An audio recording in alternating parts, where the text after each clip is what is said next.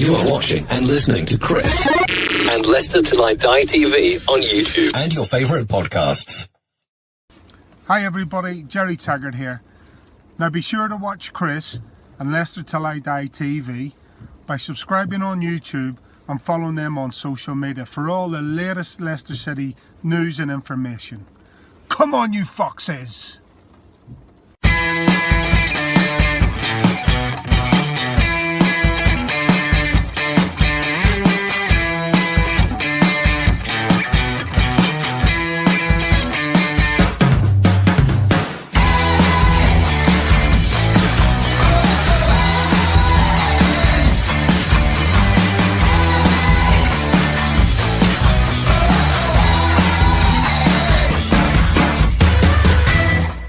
Of the net. You're watching Leicester Till I Die TV. Watch us on YouTube. Listen on your favourite podcast platform. Or ask your smart speaker To play the podcast Leicester Till I Die. Subscribe, like, follow, and join in now. Right, Chris. All right there, all right at the back. How are we all doing? How the devil are you? Good evening. Welcome along. Thanks for watching. You are so much better than last week's audience. Well, about 2 hours ago, actually. Welcome along. It's, well, I say hot topic. It was a hot topic yesterday. Was it all paper talk? Was it all bookie talk? Or has Brendan been speaking to Manchester United? This is Leicester Till I Die, and this is where you can watch and listen to us.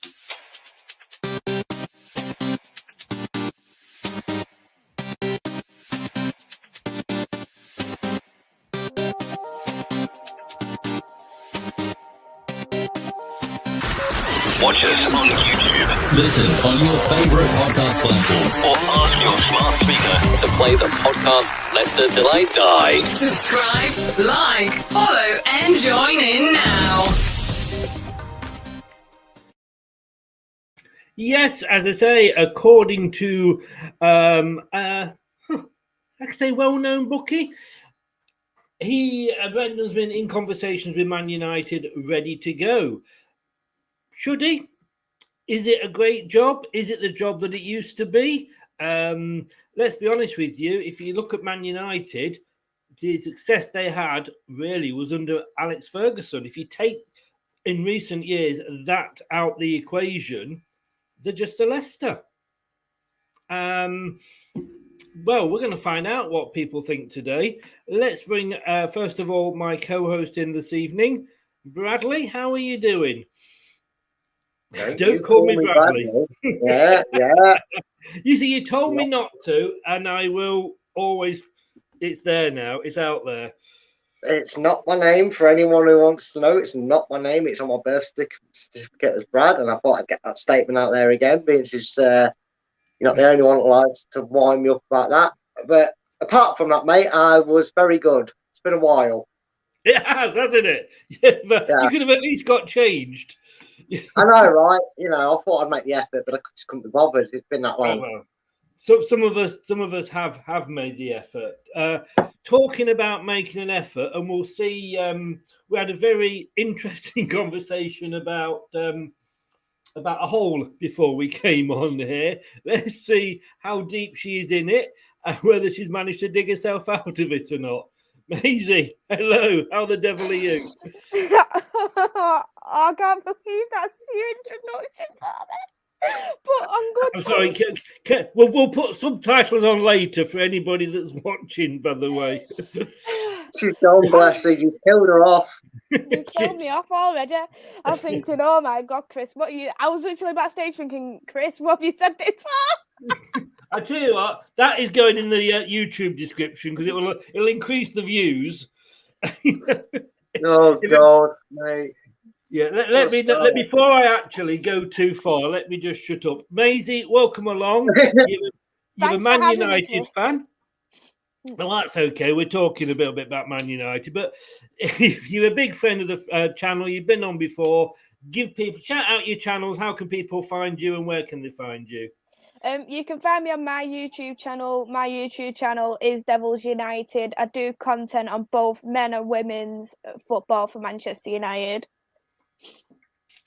She does, and you're also on the Man United agenda, and you have a new show coming up next Monday. You say, "Aha, I've done my homework." You have? It's actually called Holes Around the Northwest. You're going around looking at several, manholes. I hope you're not being rude. I hope you're not being rude here, young lady. No, I do nothing but player ratings on Man United agenda and watch alongs. I'm as cool as a cucumber. Maisey's gossip column, Monday at 7. Don't go and watch it because I'll be doing my own show at 7, but do watch it on catch up. Everyone who's a Man United fan, go and tune in. Yes, yeah, because you'll have nothing better to do. It's international break. You've got to tune in. I always end up doing more shows on an international break than I do on a normal week, And before we go any further, I have got to mention this because it is less than 24 hours away now, and we're going to have this.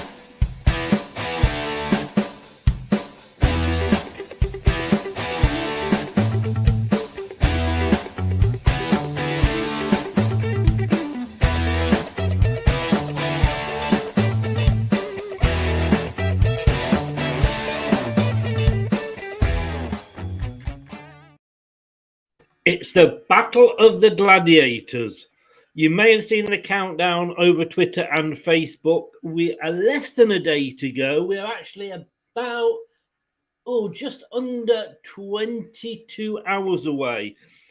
And I'm not sure which gladiator Brad is, but Brad has laid a challenge down to our quiz master, who is Craig, for the new show that we do, which is The Race, which is a little bit football, but it's a lot not football, but it's just a bit of fun. And Brad has challenged Craig, and I think he's starting to regret it. But yeah, I mean, if anyone out there is just out there to watch me make a fool of myself as I try and guess my way to beating Craig, then do join in, because if nothing else, my answers might entertain people with some of the logic I come up with them, because I'm what I call a logic guesser, right? I think it sounds right. I say it and someone tells me it's not even close. So, yeah, it's going to be fun. I'm looking forward to it. As long as it's not 10-0, I'll be happy. That would be funny, though. It would. I mean, it's all there with North Macedonia. I got the same points as them, so, yeah. Redface, first time I've seen you, Redface. You could say Maisey was that earlier. Why would Brendan go? Exactly. Welcome along. How the devil are you? Terry, welcome back. It's been absolutely at least 120 minutes.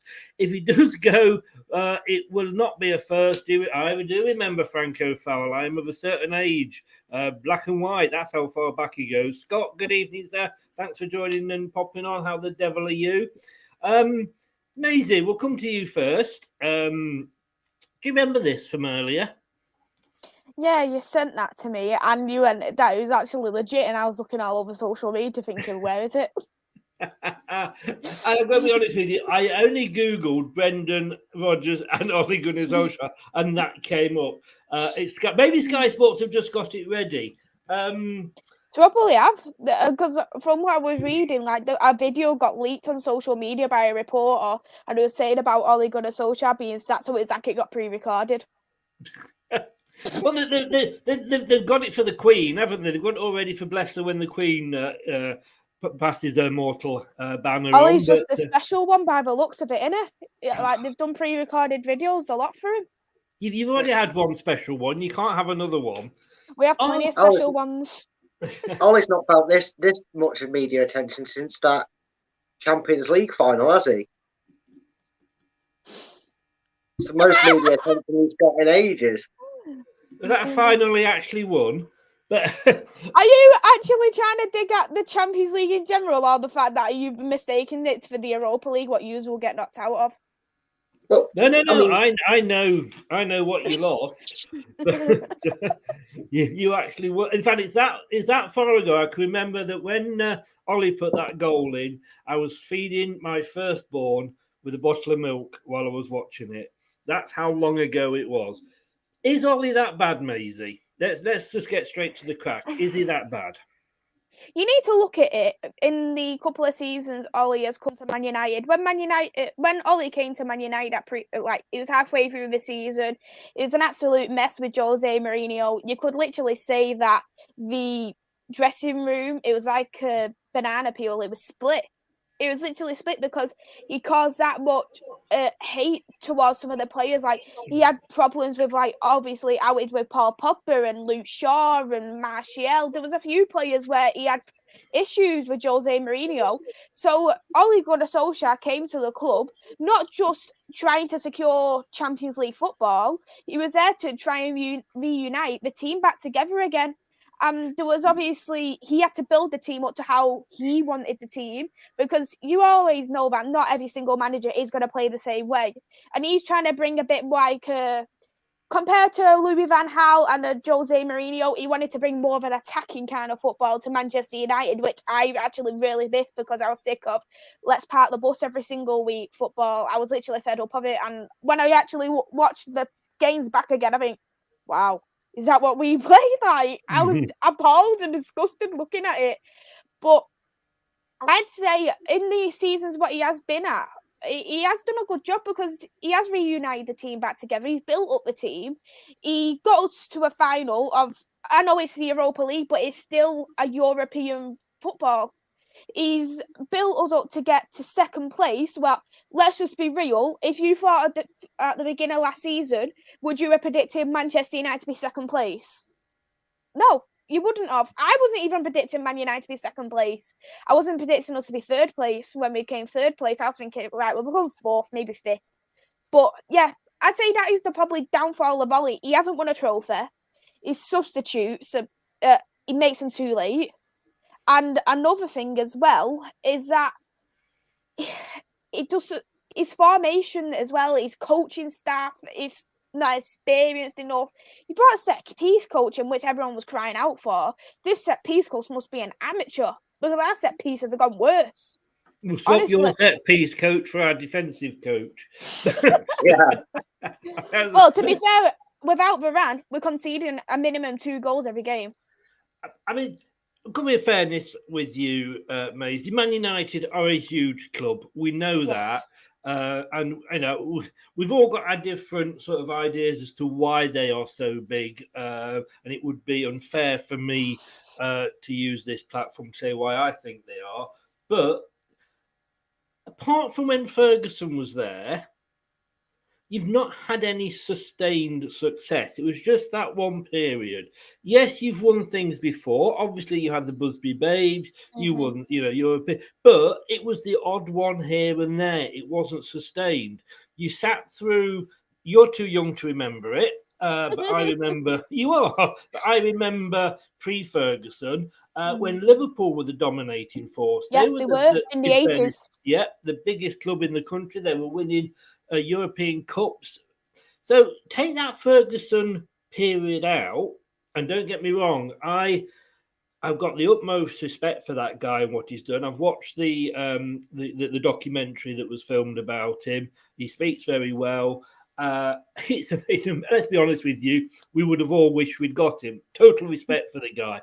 But take him out the equation and take the fact that you've got such a big fan base, and Man United really are just trying to live up to expectations, aren't they?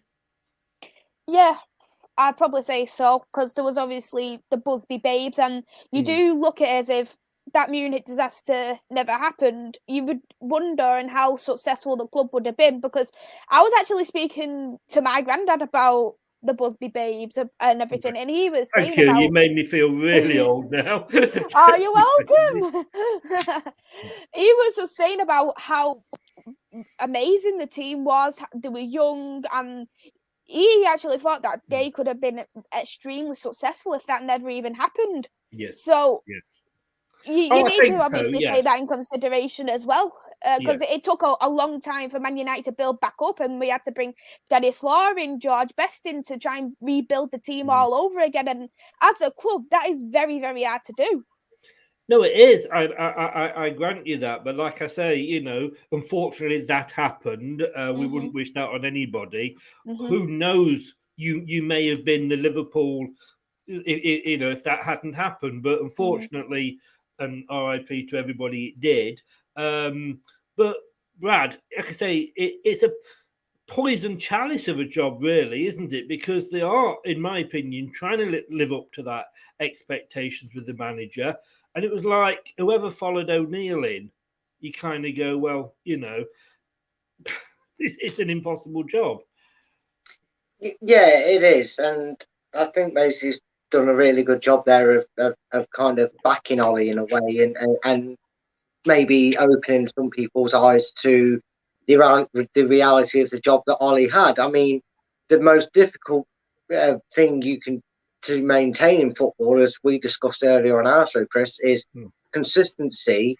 And, a lot of United fans, no matter their age, are either very well informed, like Maisey was by her granddad, and growing up as a kid, she would have seen it. And lots of fans of their clubs would have seen a lot of highs and lows. And with Manchester United, when you have such a long, sustained period of continued success, whether that's a league win, a cup double, the infamous treble, Champions League title, one way or another, you get so accustomed to that winning mentality, and not just in the league form. Like I said, them trophies galore that Man U have won over their decades, over decades and generations.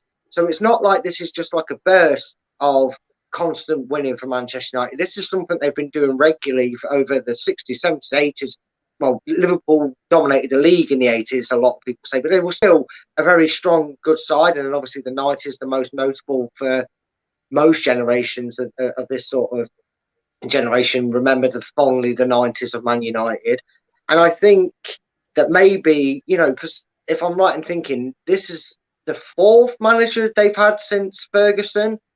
And the problem is when you get that success, it's like not eating for 3 days and then being given a stick of chocolate by getting to the Europa League. You're that hungry, you're already wanting more. And yes, you've managed to pick up silverware under Mourinho, which is great, but then it doesn't satisfy that hunger that you're so accustomed to as fans. And, and we discussed this about Leicester fans maybe getting a bit too accustomed to how our seasons have gone. It must be harder for Manchester United fans to see this, because the club's far from a disaster, and I don't think there's ever going to be a position where Manchester United fans will ever see their club in what you would call a disaster of a state, i.e.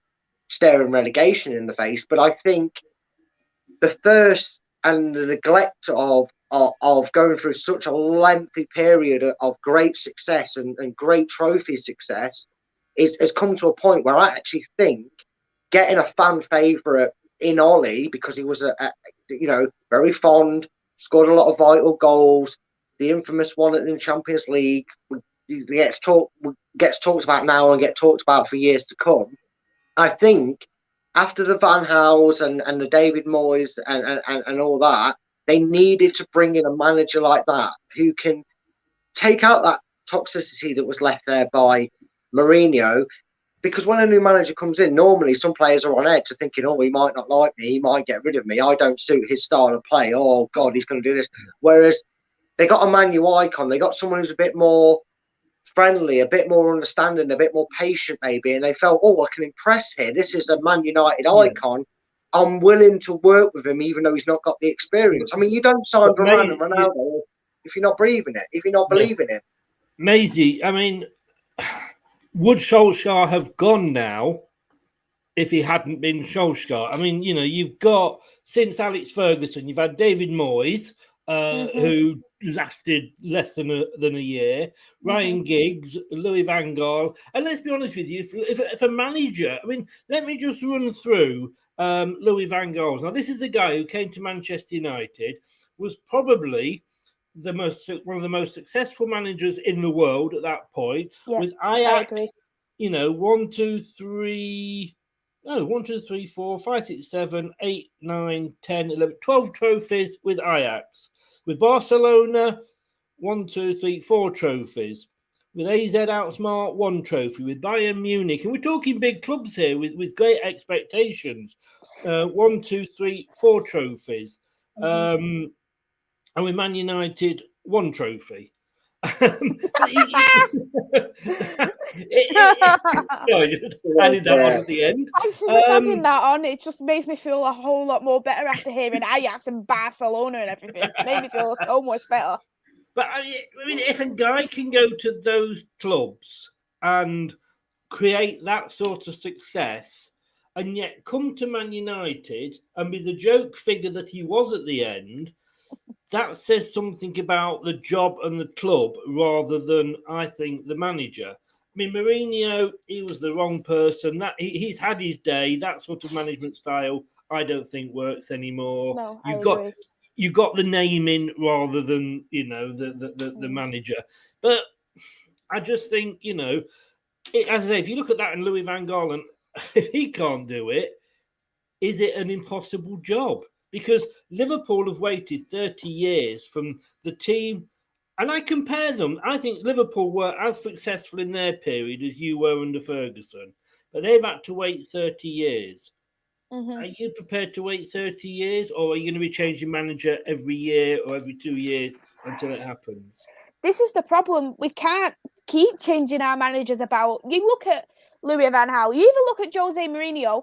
These two areas that we did have, we won trophies both under them. We won one over Louis van Gaal, and he got sacked a couple of days later after winning the FA Cup. And I think that was just so wrong.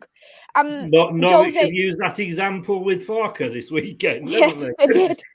And Jose Mourinho, he won the Carabao Cup. He won the Europa League as well with us. But what the thing is with the Glazers and the board, they didn't give enough time to both of them in my eyes, because you look at Louis van Gaal's team, you look at Jose Mourinho's team as well. For me, they looked half-built. They looked like a half-built team, and they were still progressing to build that team. And the board, especially like Ed Woodward, they didn't give him enough money neither. They're a bit like, because they're a bit all into business, they'll go, oh, I'll give you 150 million, for instance, and then Woodward goes, oh, I can do it for 100 million. The Glazers, because they're all business investors, go, yeah, that's fine, I'll give you 100 million instead, so we get a pile of rubbish. And that's what I think is what is different with these two managers compared to Ole, because they didn't have that good board like Ole has got with this new John guy, because he's actually been backed this time. Ole, he's got his 3 players who he wanted. He got 2 world-class players. He got a potential world-class player, and it's like it's going into a downward spiral. But the difference between the other 2 is that they wasn't backed by the board, and they had a half-built team. But for Ole, the only thing what really, I look at that team and think, you only really need a CDM, and that team is a quality team. It looks like a FIFA team. You paid hundreds of millions on FIFA for Varane, Sancho and Ronaldo. I'll put 3 together. But we've said this, Brad, you know, you can buy the best players in the world. It doesn't mean that they're going to become the best team in the world. Correct. You know, was Ole, Brad, do you think, he was brought in, he was great when he started. He was what they needed. He brought that, he got the dressing room back, but he was given the job before he'd even completed his temporary job, because he was given obviously until the end of the season. And once he'd got the job, the wheels kind of came off that season, didn't they? And was he the man for then, but not the man? Because we've said before, haven't we, Brad? Managers have their limits. You know, certain managers work best. You know, would Dean Smith do well at Manchester City? Possibly not. Would Jose Mourinho do well at Oldham Athletic? Probably not. And has Ole reached his level, do you think, Brad? It's always going. I think that will always be a question that we won't get enough structured time to be able to judge him on it, because I'm only going to touch on the point that Maisey kind of made with her squad. I think the biggest problem that Manchester United do have is they seem a very top heavy club. You know, the players you just mentioned, that Maisey just mentioned, the Van Gaal era consisted of Robin van Persie, Angel Di Maria, who didn't succeed at Manchester United. It was torrid time for both of them. Another one as well. Yeah, Memphis Depay and Falcao. You know, Zlatan Ibrahimovic was the notable name under Jose Jose. Mourinho. You know, all right. David Moyes was Marwan Fellaini. Say what you like about that. That's probably the subpar standard one. But then obviously now you've got Ollie's now been given the finances and the trust to go and get these players. It's hard to judge Ollie because while you've got the world-class players like your Varanes and your Ronaldos and potential in Sancho and Rashford, you know my feelings on Rashford. I rate him quite highly. He's one of the players I would take from Manchester United to put in this Leicester side, to be perfectly honest with you. But I think, and you pointed out probably your weakest area, it is in the central midfield. But I think there's probably 3 or 4 things. And it's hard to judge Ollie and compare him to other Manchester United managers because Ferguson had the Neville brothers, he had a Rio Ferdinand, he had a Jaap Stam, he had a Vidic, he had a Beckham. He probably had 9 to 10, 11 players that he could put out with and get away with 3 or 4 players playing every other couple of weeks because of injuries or whatever, because of the sheer quality he had. As a manager, yes, it has been thrust upon Ollie to take this responsibility. And maybe initially Man United fans and the players reacted because they knew he was going to bring them out of this funk. It was going to completely change the attitude in the dressing room. But you could argue, Brad, on that point, though, just to come in on that point, you could argue, and it's Maisey's thought on this, is Fergie did that with those players who, when they came through, were nobody. Mm-hmm. And Ollie can't do it with some of the best players in the world. But you have to remember, Ferguson also came in with a lot bigger managerial reputation. I mean, he'd taken Aberdeen to be champions of the world, didn't he? As I remember. Aberdeen won the European trophy, but Aberdeen before Sir Alex Ferguson was nothing. Sir Alex Ferguson built up Aberdeen into Alex the Ferguson team was lucky with Aberdeen because they'd just got all the North Sea oil money that was coming into Aberdeen. So he did have that kind of backup. But, Ollie hasn't done it with these world-class stars, which is why I'm saying, Maisey, he was probably what you needed at the time.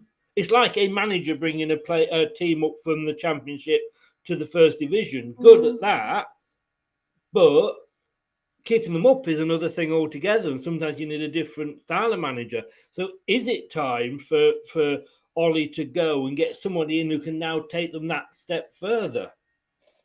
You need to look at it, like you say, there's some managers who is good at building up a team, building that togetherness for the team. And I think Ollie was absolutely superb in doing that because the thing is with Ollie compared to a Jose Mourinho and a Louis van Gaal, he had love for the club. And I think because he had so much love, so much passion for Man United, because you can tell how much he loves the club. You can literally tell off every interview he does do.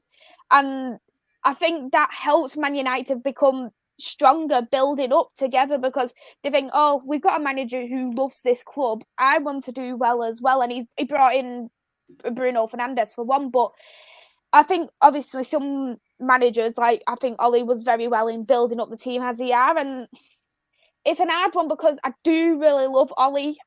I love what he's done up to this point in terms of building up this team to how he is. Would a non-Ollie manager have kept your love? Would a Louis van Gaal have kept your love this long? He was sacked after winning you a trophy. Ollie's not won you a trophy, and he's still there. I didn't even want Louis van Gaal sacked at that point because I even said Louis van Gaal shouldn't have been sacked. He literally won the FA Cup here. We won it. He's won our first trophy post Sir Alex Ferguson. So why would you want to sack him? So you could clearly tell that was pre-planned. Jose Mourinho, you understand that a little bit more because it was literally, I think it was like Christmas time and was in like sixth, seventh place. So you can kind of understand why he did get sacked. And it's looking that way for Ollie. And it's just literally such a shame. And if the team aren't behind him anymore, then that's probably the best thing to do. But I really do love Ollie. And at this point, I don't know what is even best for this team anymore, honestly. I can't cope with any of these horrible defeats again. Brad, I love for a club, though, sometimes bringing a famous player back, if you like, or Ronaldo's come back to the team. That seems to kind of working when he's in the mood. But like you say, yes, he's got the love for the club, but love doesn't win you trophies, Brad, does it? No, it does. I wish it did, because we'd probably win everything if that was the case for how much we profess our love for the clubs. But then I think every club would win everything if it was done purely off how much we love the clubs. But yeah, and it is probably getting to that time now where, people, I can't remember who it was that said it. I think it might have been Roy Keane who actually said it. But he said, when Man United lose, it's Ollie's out of his depth, Ollie's doing this. And when Man United win, it's individual brilliance. It's never, rarely you're hearing that Ollie gets the credit he maybe deserves, especially for some of the results. If you look at the results he's masterminded over his tenure there. The thing is, what Manchester United need to do, if they truly believe that Ollie is this man now that's weathered the storm, the toxic post-Jose era, and they don't want to move on with Ollie, then what they need to do in the summer is go, okay, we big spended, like you asked, like you wanted.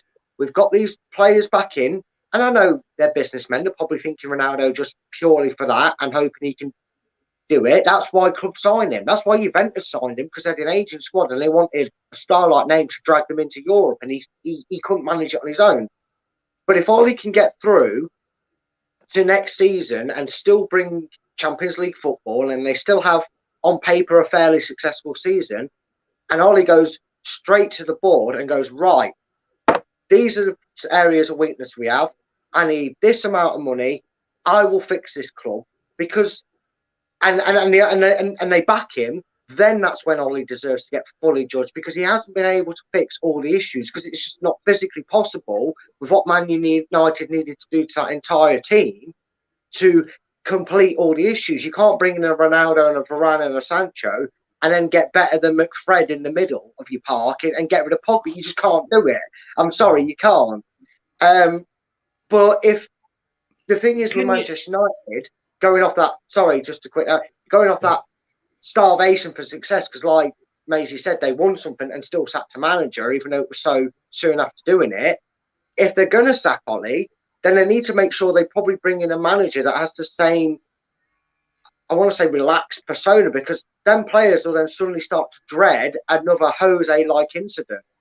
If the reports of what happened there are so true, they'll be going, oh, just when this manager was starting to buy my faith, I'm now going to wait for Tony the Tide to come in the manager. I think the problem with Ollie is, as I look at it from an outsider, he's never going to go into that board and say, I want this and I want that, because he hasn't got the kanonas to do that. You couldn't see. Conte was never going to go to Man United, and he was never going to go to Tottenham the first time. He's gone to Tottenham now because they needed him more than he needed Tottenham. He's not, they've not done him a favour by giving him the job. He's done Tottenham a favour by taking that job. But he will have gone in and said, right, if this is the case, I want this, I want this, I want this, I want this. Ollie is a yes man, isn't he, Maisey? I'd say so. Yeah, I think he is a yes man. The thing is with Ollie, I think he's just far too gentle. He won't say no to a player, and you're seeing this a lot, especially this season. You're seeing Harry Maguire out of form, you're seeing Luke Shaw out of form, and you're seeing McTominay out of form, and then you think, how are these players still in the starting 11? Thanks for the 80 million still, by the way. A manager with a big, massive ego would say, right, you played absolute rubbish today. You are not playing for the next 3 games. That's what you would do. And Ollie's not done that. And people are starting to say, Ollie's starting to show his favourites. Because you look at who we've got in midfield and the bench. Donny van de Beek. We've got him. He's literally in September only had 1 start. I think he's only started once for Man United this season. You've got Tellez. He started for Villarreal, got a goal, got dropped. He's only had 1 start this season. And you've got as well, Eric Bayer, he only came in. That was his first start against Atalanta. Is Ollie though? I can't understand why Ollie's being given this time when other managers weren't, and it's almost to me like the Glaziers. Ronaldo came in my opinion, and I say I'm not a Man United fan, obviously, but from an outside point of view, and Brad alluded to it earlier, it was almost like shit. We've cocked this up with the ESL. Let's get the fans back on our side. We'll see if we can get Ronaldo. He's available, and then it was we've really got a game because he could go to Man City, and we ain't allowing that to happen. And it was almost like that was the decision rather than he was actually bought as the player that you needed. Yeah, Ed Woodward resigned after these protests and everything, and then we brought this John guy in. He seemed like he was the absolute god of Manchester United. He brought in Sancho for half the price, and we was like, oh yes, we brought Sancho finally after 2 years, yay! And then we got Varane, yay, we fixed our centre back issues. Oh my god, we got Cristiano Ronaldo all back again. And then you look at Ronaldo, you think, every single team in the whole world would want Cristiano Ronaldo. Let's just be real there. But for me, you do look and you think, without Ronaldo, what would happen to the team right now? That's how I do look at it as well. But the rumour is that it was Alex Ferguson having to get on the phone. Yes, he did. He did. Therefore, Ollie isn't that big a draw because it was Alex Ferguson who had to do it. I mean, a comment that came up here earlier from Terry, and we'll go all through the comments later, but there's a guy labelled CR7 who has been practicing being manager of Man United, so they're already sorted. There's rumours about, and it is true. Sir Alex Ferguson was on the phone to Cristiano Ronaldo around 11 o'clock saying, you can't sign for Manchester City, because apparently they had verbal agreements, Manchester City and Ronaldo. You've got to come back to our club. And I think that's when Ronaldo got persuaded, and he said to Patrice Evra, I'm coming home. But Evra didn't believe him. He was like, no, don't have me on. And then when it came announced at 5 p.m. that Ronaldo was Man United manager, he goes, see? And then Patrice Evra was like, oh my God, you've done it. And he was just so happy. And I think he was just feeling how every Man United fan was feeling. And it was, I think that's why, I think Ronaldo came because he loves the club. He always calls it home, for one. And second we've always heard rumours from the past he wanted to retire at Manchester United. But I never believed it because I thought, in the way this club is right now, he ain't coming home. But then I think the Sir Alex Ferguson call, it definitely did persuade him. I don't know if he would have signed for Manchester City, but I know Sir Alex Ferguson definitely did persuade him to come back. Would Alex Ferguson, Brad, do you think he made that call if Ronaldo had been signing for Ajax or Barcelona? No, I don't think so. I don't think so. If he was signing anywhere else, I don't think Ferguson would have an influence to him. Look, Ronaldo's a serial winner, and I think if he was to come out and be totally honest, the reason Man City even entered his head and maybe turned his head slightly was, I'm 36. Yeah, he might play till he's 40. It's Ronaldo, for Christ's sake. The guy's inhuman. But he may have been thinking, return to the Premier League for a swan song. I'm guaranteed it at Man City almost. Man United aren't at that stage where I would hope they were for me to return and feel confident I can win it. Ferguson's always, been a special part in his life. And I think he just needed his father to ring him, because I know he refers to him as that. He's a father to him in the footballing world. And as soon as he got that phone call, it was as if to go, yeah, I'm sorry, Dad. I can't even believe I had that thought of joining Man City. God, I'd throw my reputation down the way. But he's a serial winner, so I do understand why there was them talks. Is he also, Brad, very big-headed? Because if he went to Man City, he'd be another player. No, he wouldn't be another player. Cristiano Ronaldo, mate. Man City have just paid £1 billion for a player who didn't even get on the pitch on Saturday. But I guarantee you, I guarantee you could go and find a penguin in the South Pole, mate, and if you said name one footballer, it'd squawk back at you, Cristiano Ronaldo or Messi. Yeah, I'm not saying he's not well known, but what I'm saying is that at Man City, he is not the big fish in the pond that he is at Man United, and people. People would, yes, they'd kind of adore him, but not in the way that Man United fans do for obvious reasons. I will just say one name towards you, and the reason why I tell you he would be a superstar in Manchester City's fans, Carlos Tevez. Look at the banter they gave them for getting Man City when they had Tevez. They did that Manchester is blue, welcome to Manchester. They really rubbed it in their faces. Could you imagine Manchester United? I'm sorry, Maisey, to give you such nightmares. It didn't happen, so you know it's not true. But could you imagine Man United fans having to live at the fact that Ronaldo lifts his last Premier League trophy in a Man City shirt? They would idolise him, mate, at Manchester. They would. They make a statue for him. I'm not saying that they wouldn't. But what I'm saying is, in Cristiano Ronaldo's mind, in his own mind, he's not going to be. That's what I'm saying. God, if he walked through, if we signed him at Leicester, I'd have his babies. Or at least I'd try. You know what I mean? But it doesn't mean, he would absolutely destroy the team because of his attitude and the sort of band of brothers feeling we've got at Leicester. And I just think that's probably why he went. But anyway, we're getting off the subject of. Yeah, I get what you mean. I get what you mean. Maybe Carlos Tevez is a swear word. I don't like that word. I'm sorry, Maisey. I'm sorry, but I don't like it.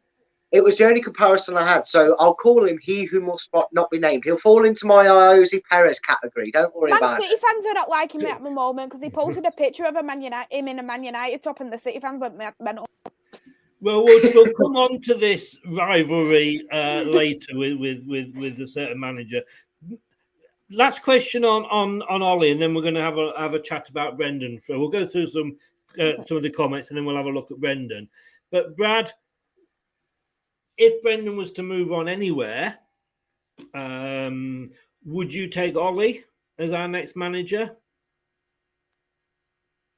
I'd honestly like to say yes, because I think his personality, the way he handles his interview is quite similar. He does seem to have the right, literally like you just said with Ronaldo and his arrogance as it is or whatever. And you're talking about upsetting the apple cart. I think for somebody who's the way they are in the press conferences, the way they seem to always have a smile on their face on a training ground, I think if you took that on him, I think there'd also be less pressure on Ollie. Brendan's had this success at Leicester, and now there's pressure on him. We're talking 14 games into a season, there's pressure on him for fans. Whereas Ollie would have that experience at Manchester United. He would be able to implement his ideas to players that are a group of players that, there isn't bad apples in there to our knowledge, is there isn't anybody that really, they seem to really get on with the gaffers that they have. Even Boyle, they seem to get on with him. I think he would be a fit. Is he my first choice to replace Brendan? Only out of spite because Manchester United would be letting Ollie go to do it. But ideally, I would like someone more experienced. But I wouldn't be upset, as others may be, for Ollie being at Manchester United. And I think that is probably because, I said this when we signed Claudio Ranieri, and I've still got the link to prove that I was one of the few Leicester fans who actually said, great, we've got Claudio Ranieri, and there wasn't many of us. And Brad's another one there. So I didn't realise that, Brad. But everyone was saying Claudio who? He's doing this shit with Greece and what have you. He's never won anything. But as I pointed out then, he's got a lot of seconds and a lot of cups. And if he came to Leicester and got us a lot of seconds and a lot of cups, I would have been very, because out of expectations, as it happened, obviously he did better than that. But we're just going to go through some comments and then we'll move on to the more important manager. Redface, I think I brought this up before. Why would Brendan go? We'll come on to that. If he does go, will not be a first. Scott, hi Scott. Hey, welcome Scott. along. Hi, Scott. David, I think, forgot to put the O on the end. Either that or he's not enjoying the show. Scott says, I think from what we have read from various sites that Brendan doesn't want to leave until the end of the season. Personally, don't want to leave, but would prefer he went now. Apparently, that rumour is that Man United want him straight away. And let's be honest with you, Scott, he's got history of walking out on clubs, hasn't he? When it happened for us, though, of course, we didn't mind it. David, hello everybody. Hi David, how the hell are you? It's an interesting idea. I just don't know. I don't know if you would hear Brendan actually say he wants to stay. If rumours are true, it would be an indictment of Man United if he didn't go. I've got to show it again. Yeah, Maguire did pay for our training ground. Thank you for that. The funny thing is, every Tuesday, and I've got to be honest with you, we have a Tuesday talking point. Brad's heard this before, so Brad can go to sleep for a minute. Every Tuesday on the BBC page, that's his normal pose, so I don't know whether he was supposed to be asleep or not. Every Tuesday, BBC website, the national website, Leicester City Football Club homepage, Tuesday talking point. I do it for Leicester, and this is Brendan coming up. And the funny thing is, I'm talking about Brendan and what we're talking about tonight. It's already written and sent. But the lady I deal with at the BBC is the Man United fan. Surprise, surprise. And the best kind of fan. Well, yeah, I sent it off, and I sent on the email. I went like, and hands off Brendan. And she replied back to me, that's for, if we take him, it's to get revenge for you letting us have Maguire. What a lady. Come on, what a lady. Terry said he sees similarities with Leicester. Terry, we're not going to get onto this, Terry, but recognise that Pogba is not a patch on Cantona. I think we'd all probably have to, even as Leicester fans, say that. Everybody knows that Pogba is not a patch on Cantona. Yeah. I just thought I'd just say that. Pogba's not a patch on Phil Neville, but there we go. And good evening, Maisey and panel. Hi, Robert. How the devil are you? Welcome along. Ronaldo the GOAT. He doesn't want Brendan at Man United. And I'm going to ask that question in a second. I mean, we're talking about winning trophies. I think Leicester have probably won more recently than Man United have. I think we've won our Premier League. I think we've won our FA Cup. I think we've won our English Super Cup. All since you. It's not an English Super Cup. Please don't say that. Please. Excuse me. Can I just say that I actually use that. I actually call it the English Super Cup in my text to my email to the BBC. If they publish it as English Super Cup, it's the BBC. It's officially the English Super Cup. Do you know how red you've just got me for calling it the Super Cup? It's right.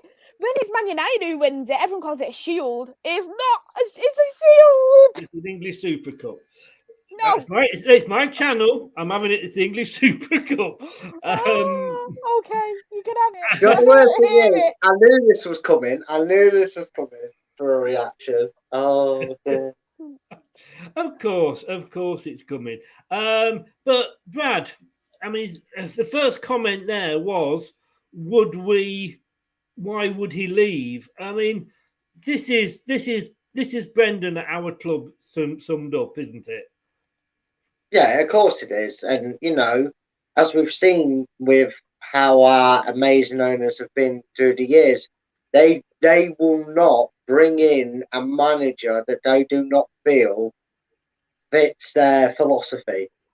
And look, Brendan, you know, he's a good manager. He's proven his worth throughout his managerial career, and he knows how to get the best out of players who, you know, maybe go to other teams for 80 million and don't do so well. But, you know, Maguire's a swear word now. Oh, okay. We're adding up the swear words. We'll have a long list after this show, Chris. But anybody who plays badly now, we actually say, well, I actually say to my son, I said, oh, he's doing a Maguire. Bradley. Oh, don't make me shout at you, Missy, for that. Don't you bring up Bradley now. That will set me off again. You'll get me off topic. Not nice. Mm-hmm. Anyway, see, you've done it now. It's worked. Hope that puts a smile on your face. But yeah, Brendan looks happy here. You could argue, why would he go anywhere? I mean, every time he's been linked with the job, I mean, we joked, didn't we, Chris? He's managing half the Premier League, bless him. No wonder he's not having the greatest form at the moment. But I'm hearing all these Betfair and Man United Evening Post things coming up. But where was the press conference interview? Was he asked that question? Well, was he asked that? Was he asked, "Are you joining Manchester United? This is your last season at Leicester?" Well, of course, what they say is, and you know, the betting company concerned obviously are doing it for publicity, and obviously they've got sources, which may well be the cleaning woman at the in the laundry at Old Trafford. Who knows? But you know, it's apparently behind the scenes, isn't it? Verbal agreement. I mean, yeah. If Brendan Rodgers, Maisey, Brendan Rodgers came out and said, "I don't want Newcastle United." He was linked with Newcastle, and he came out and said, "I don't want to leave Leicester. I don't want to go to Man United." And yet, if he's turning down Newcastle United, who, let's face it, in 5-6 years' time, and I'm looking that far ahead, will be on a par, if not bigger, than Man United. If he's turning down them, and you've got a guy like Eddie Howe going in, and I honestly think that's a short-term appointment just to keep him up. You need to be the manager that follows him in, and maybe that was Rodgers' thinking. But if he's turning down Newcastle with all their money, and let's face it, whoever walks into that job, as long as he keeps them up, they're going to be able to walk on water in Newcastle. And yet, is he then going to go to Man United with all the trouble they've got and the bus veering off all over the road? I'd look at him, Brendan Rodgers' opinion. There's two sides to every argument. If I was in Brendan Rodgers' shoes at Leicester, why would you want to leave Leicester knowing that you've won the FA Cup and the Super Cup? But well done. That's why I did that. Yeah, Shield. But Super Cup. You can all use those, Maisey. You look and you think he does have success at the club, and he is building that club, the club up to be a potential top 4 club in the next couple of years. But you do look at Man United, and there is things what do attract to Man United, and there is always things what players look at Manchester United and think that's attractable. You look at, first of all, Tiestra. You look at, second of all, Cristiano Ronaldo being there as well, because as a manager, you think it's a one-time opportunity to be a manager of Cristiano Ronaldo. And I think whatever manager does come, I think that Cristiano Ronaldo will play a big influence in bringing a manager in. It is, but like we said earlier, that history really, in terms, was Alex Ferguson's history, because there was nothing before and there's been nothing after. And Ronaldo could retire next year. We don't know how long he's going to be there, but yet you make a very valid point, is that it is Man United, and whatever we say as fans outside of well, say if I'm talking about Man United fans outside of the United Kingdom, then it's a bit like the England job. If it comes along, you take it because of what it is. And Brad, I think when we took Rodgers on, and I don't think he'll walk out on us. I don't think he dare walk out on us. I think to do that for 2 clubs, you could understand why he did that when he came to Leicester, because I think it gave him 10 games in the Premier League, and he learned more about his players in those 10 proper Premier League games than he would in 4 or 5 meaningless friendlies. But I think if he was going to walk out on Leicester mid-season, he's going to get a bit of a reputation. But, I think we accepted, well, I certainly did, and I think most Leicester fans, if they're honest, taking off the blue-tinted glasses, that when we signed Rodgers, we knew he wasn't going to be here like Ferguson was at United or Wenger was at Arsenal. We almost know it's a stepping stone, don't we? Well, you never say never. I mean, the inclination is that he was probably going to be a solid manager, that if everything went as well as it did, as it has, that he would probably be here for 4, 5, maybe even 6 seasons before he moved on. We don't know what's going to happen in the future. We don't know what's going to happen tomorrow, let alone in a year's time. But I think Brendan would look at it from his point of view. He'd maybe look at, pretty much touch on everything that we've talked about tonight. Everybody remembers that Liverpool season when he was manager. The infamous slip occurred under him. The nearly title occurred under him, and then the fall down nearly occurred under him. And people will always point to Brendan Rodgers that he had to manage Watford. He managed Reading. He managed Championship clubs. He then went to Celtic to rebuild his reputation. He wasn't even in the outline. I mean, he was Chelsea's assistant coach as well. It's a relatively meh CV somewhere in that middle, isn't it? In and around these successful times. And Brendan Rodgers might be sat there, and the reason he's saying no to Newcastle, the reason he's saying no to Spurs, is he's looking at their reputations. Like you said with Newcastle, he's probably thinking, I don't want to go straight there because if I don't get instant success, these owners that maybe if they're not, maybe if they're we want success straight away kind of guys, you don't want to be that first manager and you want to follow that manager with, what you said about Eddie Howe. You could then look at Manchester United and go, do I want to go and take over Manchester United? Now, maybe Manchester United are masterminding Brendan Rodgers and other managers here, because if you looked at it when Ollie was appointed or in his first season, you go in, do I really want to go to a club that's sacking managers every season? Do I want to go to a club that even if I win a trophy, it doesn't guarantee me my job safety? Chelsea, for example. Would I want to go to a club like that when everything's nice and peachy here? I'm not disturbing anything. I'm risking harming my reputation by going to Manchester United. And again, to counteract that, he's obviously thinking about the history, the lore of Manchester United, the elephant in the room. He's also thinking of the money he gets when he's sacked. Nuno, need never work again. Let's be honest. And exactly on a fine, he will look at that on both scales, and that's what Brendan's got to decide. I just get this feeling that, again, I agree with you. I don't think Brendan walks out, but I think Brendan's learned from his managerial experiences and how they've ended, and not always necessarily ended well for him. That he might think twice about moving club after a few years, because he goes to Manchester United in 6 months' time. Ronaldo has a fallout with him, and they down tools, and it all goes Pete Tong. He's never going to get hired in the Championship again, let alone the Premier League. So does he want to potentially take that risk? Maybe seeing Ollie give it a chance, he thinks he will. I don't know, but I haven't heard him in a press conference being asked the question, are the rumours true about you going to United? And I have a feeling that if our owners had any inside information or an inkling that he was going to jump ship, they would do exactly what Scott said and exactly what we've said before, Chris. The owners would get him out and bring someone in they know they can trust. Because they don't want a manager for the next 8 months to kind of be going, that's quite a short answer, by the way, Maisey. Yeah, it is. It really is. The long answer comes later. The thing is now, Brad's learned he doesn't even take breaths for me the chance to get in now. That gap. Big brain. Maisey, Lucas said it there, and I take it with a pinch of salt from an Arsenal fan.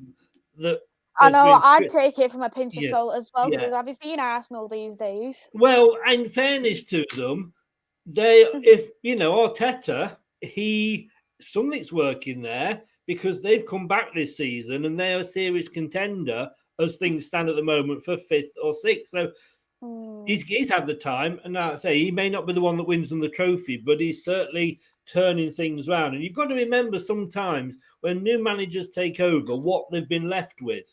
What was David Moyes left with? Ferguson got out. He knew what he was doing. He got out at that right time because he knew that team was going down the shithole quicker than a rat in a drain pipe. But Lucas said here, Rodgers isn't Man United material. And I do wonder, if you got rid of Solskjaer, is he a big enough name? If you look at the board and you look at the Glazers, personally, I probably would think they'd want to take on Brendan Rodgers, knowing that he's got that experience in the Premier League, he's got European experience, so you know how he plays in Europe. But for not me, very well, unfortunately. For me, I personally wouldn't take him for 3 reasons. For one, especially at Leicester, he has bottled top 4 quite a bit, and you don't. Now, You want hang on. I'm going to come into you on this one because Come on. Because people say he bottled top 4, and Yes. yet you see that to me is a fan of the big. We can all do that. Big 6 saying he bottled it.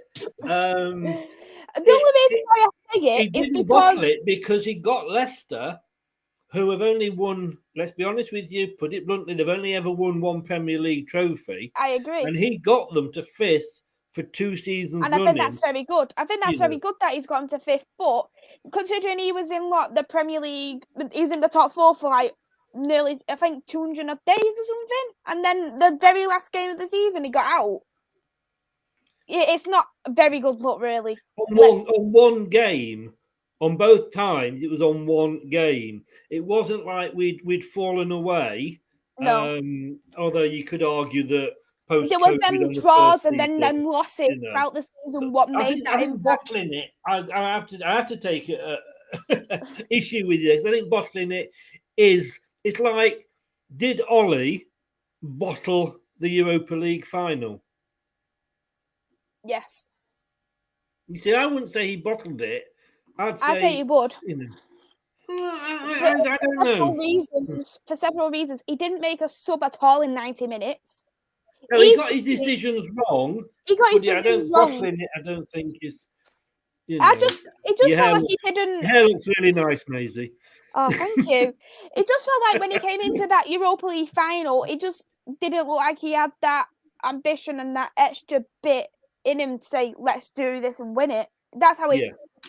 And for me, that's why I would say he did bottle it, because he just didn't feel like he had that in him to think, I can go to that next step and win it.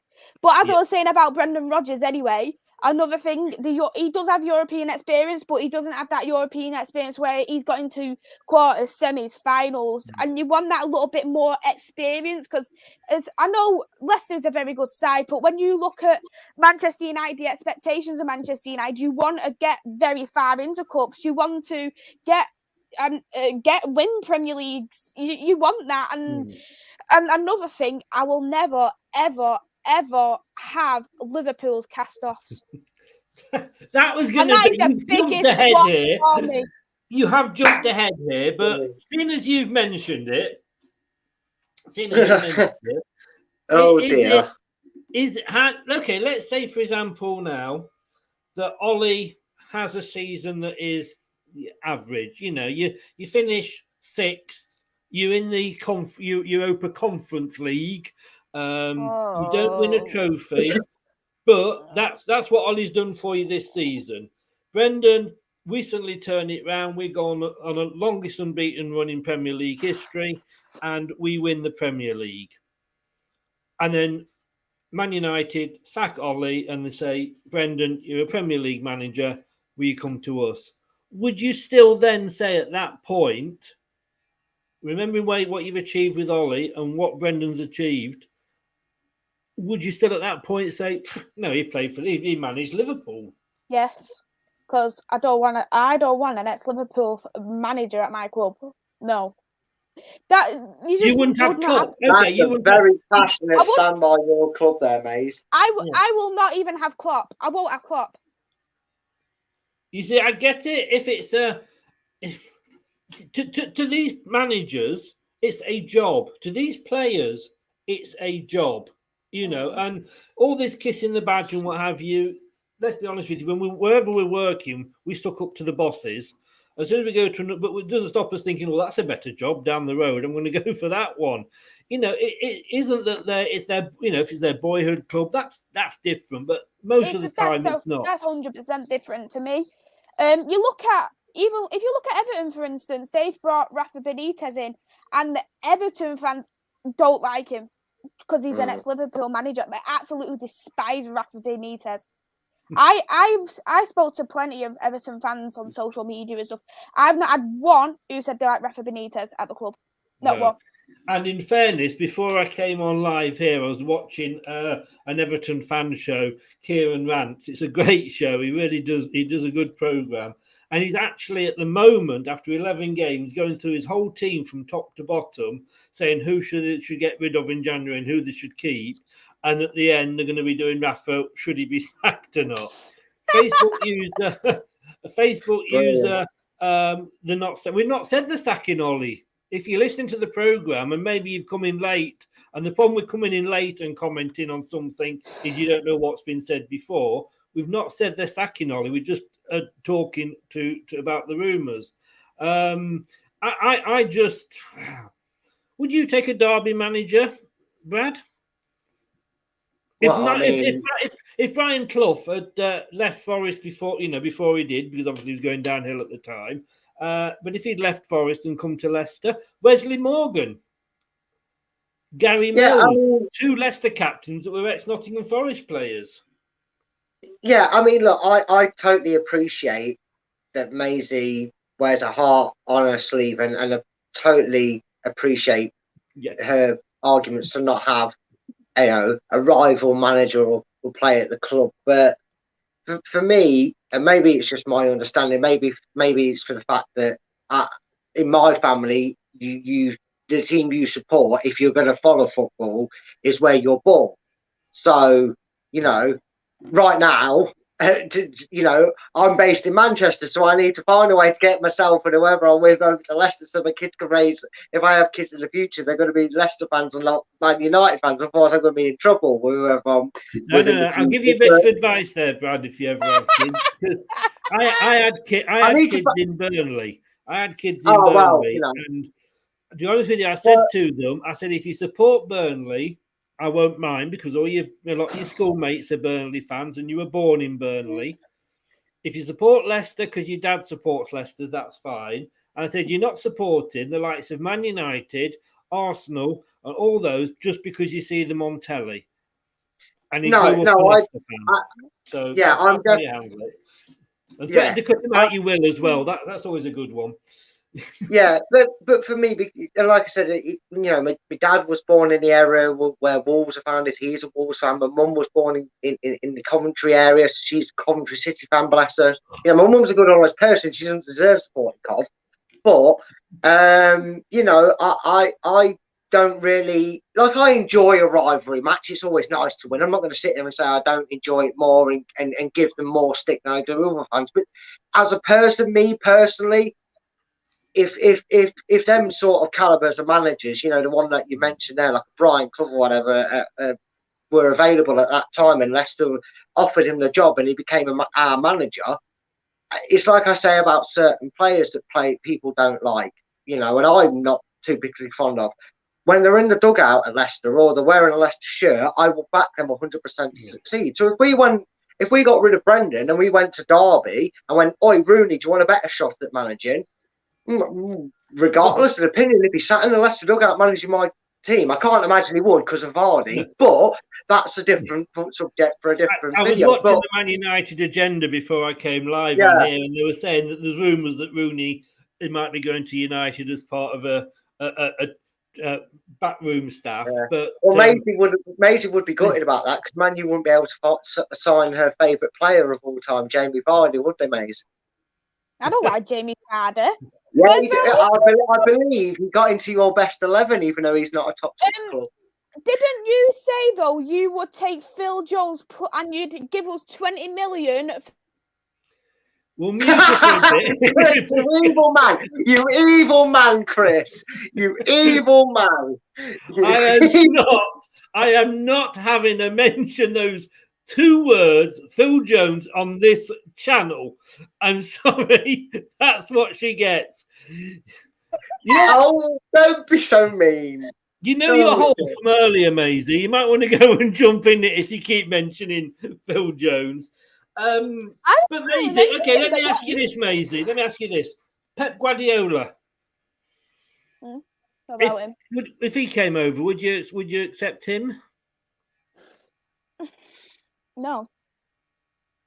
Pep Guardiola Don't get me wrong, he's a good manager. I will hold my hand up. Really? Yeah, I had kind of noticed. Yeah, of course.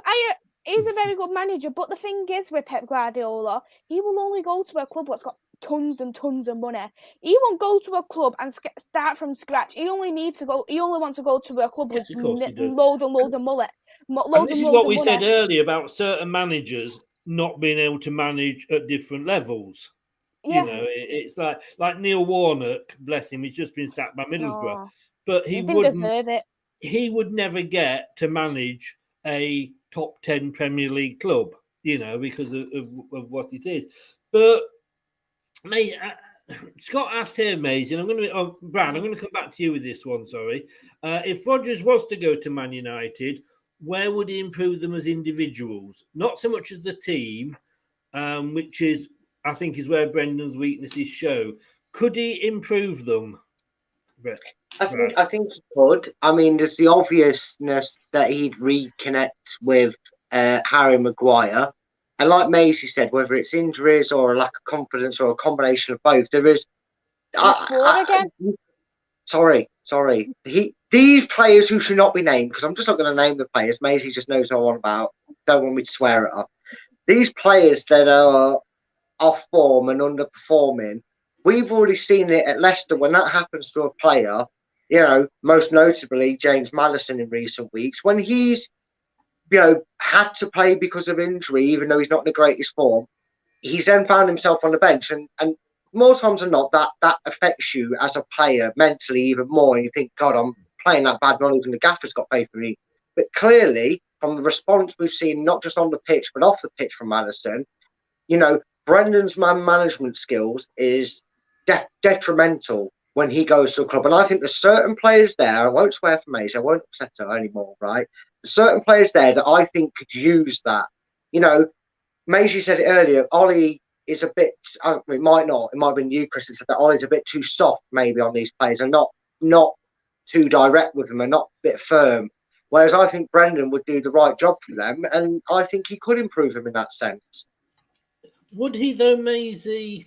I mean, I wish we showed this picture earlier, and it does kind of sum our club up. You know, you wouldn't get Joel Glazer, is it? Who's one of the lazier ones on the pitch at Wembley. You wouldn't actually see him at Old Trafford, or you wouldn't see him in England, would you? Let's be honest with you. But you know, those scenes, and you know, us as Leicester fans, like, loved it, and we can understand why there's a lot of fans that are jealous of that. Would you leave? What can Man United really offer him, other than stress, other than, you could say money, but Brendan Rodgers is the 4th highest paid manager in the Premier League. You know, how much money is money? You know, somebody said earlier, apparently he's bought a new house in Cheshire. Yeah, I don't know, but you know, do you live in the posh life there, innit? In Chester. Oh, compared to Manchester, Manchester's beautiful. Just remember, I lived just outside Manchester, and I worked in Greater Manchester. I don't know why they call it Greater Manchester. They should call it Lesser Manchester. But you know, it's not. I wouldn't say it's the most beautiful. It's bloody wet, I'll tell you. You know, but I wouldn't say it was. I wouldn't say it was beautiful. The Lake District is beautiful. Parts of Wales and Cornwall are beautiful. Manchester are beautiful, and not two words that I put together. But all joking aside, you know, so he's, for the extra that you might be able to pay him, because we're not, as I said before, we're not short of money ourselves. All that stress that he's going to have, you know, if he gets Leicester this season, if we finish 10th and we get, you see, I've scared Brad off now. If he finishes 10th, he's probably gone off screen to fart. You do realise that, don't you? Oh, let's be honest. We know Brad. He's got his. Well, he's all gone to the toilet. One of the two. But no, I forgot what I was saying now. You know, if Brendan Rodgers finishes 10th this season, and it's a kind of, for us, we're struggling this season. It might be a reality check season. You know, we could say we were punching above our weight for the last couple of seasons. If he finishes 10th, gets us a decent run in Europe, gets us maybe to quarters of both cups or whatever, Leicester fans are going to go on. Yeah, that's great. That's not a bad season. We'll take that. If he does the same at Man United, it's going to be under so much pressure. And is that money worth it? And he knows he will not have a relationship with the owners or the management, club management that he has at Leicester. When I was watching the FA Cup final, I was actually saying like the owners of Leicester, it's literally so beautiful to see the owners are actually going on the pitch to greet the manager, to greet the fans, and I respect Leicester so much for the owners, the way they are, how close they are with the actual team and everything. It's just I love it. I think it's amazing. And no, we wouldn't say Joel Glazer being like that. He'd probably be still in bed when we when we play. But yeah, so it's a hard one because he would be his level. So say for example, this is the expectations of Leicester. Coming to Manchester United, the expectations would be always raised. Of course they would. Knowing Cristiano Ronaldo is at the club, it's up there. Yeah. And that's just because one player is there. So already when he comes to that club, he's going to already feel instant pressure because he needs, I need to get these results because Manchester United's a big club. This is what their history is. This is what their fans expect. Cristiano Ronaldo's here. I don't want to upset Cristiano Ronaldo. Bruno Fernandes is here. He's also a big name. I don't want to upset Bruno Fernandes. Neither don't want to upset Edison. Because there's that many big egos, so many big names at Manchester United. You get that instant thought, I can't upset any of these neither. I don't want to upset my fans. I don't want to upset this. And then you just feel, I'd say for Brendan Rodgers coming to Leicester, then to come to Manchester United, do you think a defeat would be very, very heavy for him? If you get what I mean. Yes, I do. And like I say, I did know when we signed Brendan Rodgers, and I said this on Talk Sport on a show I did right at the start when we were talking about his signing. I said it is a stepping stone for him, that it's his way to get back. Because let's face it, what he did at Celtic, he did, And I still say this, any of us three could have done it at Celtic because most of the time that he was winning at Celtic, Rangers weren't even in the same league. So it was a case of, he'd have had to self-destruct to not to win anything. But it's a case of how long he stays with us. But Brad, he sat there now, he's got great owners that love him, Susan Whelan, and I say the management staff there love him. He's got a squad that he's building in his eyes, they're his players that are coming in.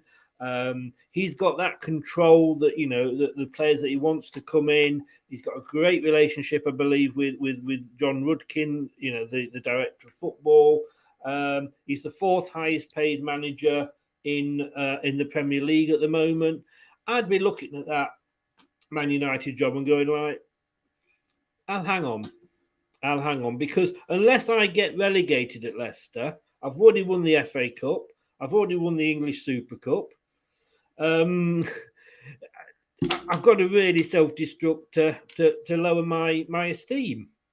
So should he, he's more likely going to look at that and go, yeah, maybe I'll let the man come in after Ollie, take it, and then I'll possibly go to another club, whether it's Man United or somewhere else. Yeah, the problem is, no matter how many pros and how many cons you could sit there and write down and say, even if you did it in two separate lists, if I left right now, pros and cons, and if I left at the end of the season, pros and cons, it doesn't matter how many of them or what side is outweighing what on the list, you're always going to run back to the fact, no matter how much love you've got from the owners, no matter how much time and respect you've got for that as a club. And, it really does sound like Brendan's, got a very good affection for Leicester in his heart, but a club that he'll fondly look back on when the day comes that he retires at Leicester. But I think no matter what the situation is, and it might sound like a cheap answer, but it's God's honest truth.